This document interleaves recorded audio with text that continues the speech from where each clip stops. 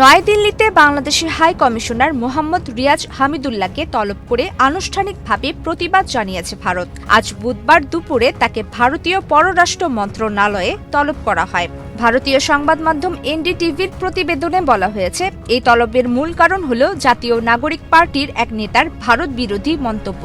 গত সোমবার রাজধানীর কেন্দ্রীয় শহীদ মিনারে সর্বদলীয় সমাবেশে ভারতের উত্তর পূর্বাঞ্চলীয় সেভেন সিস্টার্সকে আলাদা করে দেওয়ার হুঁশিয়ারি দেন এনসিপির দক্ষিণাঞ্চলের মুখ্য সংগঠক হাসনাত আবদুল্লাহ। ঢাকা ৮ আসনের সম্ভাব্য স্বতন্ত্র প্রার্থী শরীফ ওসমান হাদির ওপর হামলার প্রতিবাদে এই সমাবেশের আয়োজন করে ইনকিলাব মঞ্চ।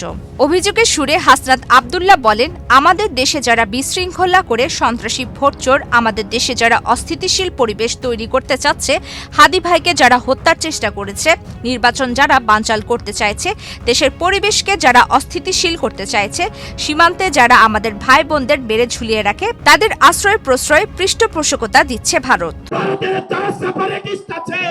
বাংলাদেশে আমরা তাদেরকে আশ্রয় প্রশ্রয় দিয়ে যে সেভেন সিস্টার রয়েছে সেটাকে বাংলাদেশ থেকে, ভারত থেকে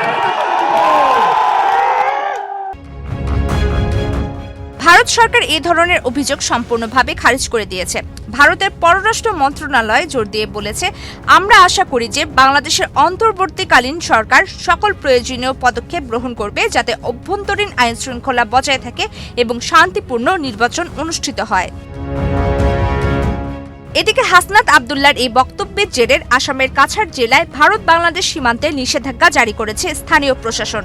এক সরকারি বিজ্ঞপ্তিতে জানানো হয়, চরমপন্থী উপাদানগুলোর সম্ভাব্য চলাচল এবং শান্তি ও স্থিতিশীলতা নষ্ট করার জন্য অনুমোদনবিহীন আন্তঃসীমান্ত কার্যকলাপ রোধ করতে সংবেদনশীল সীমান্ত এলাকায় এই বিধিনিষেধ আরোপ করা হয়েছে। প্রমিতি কিবরিয়া ইসলাম, বাংলাদেশ প্রতিদিন।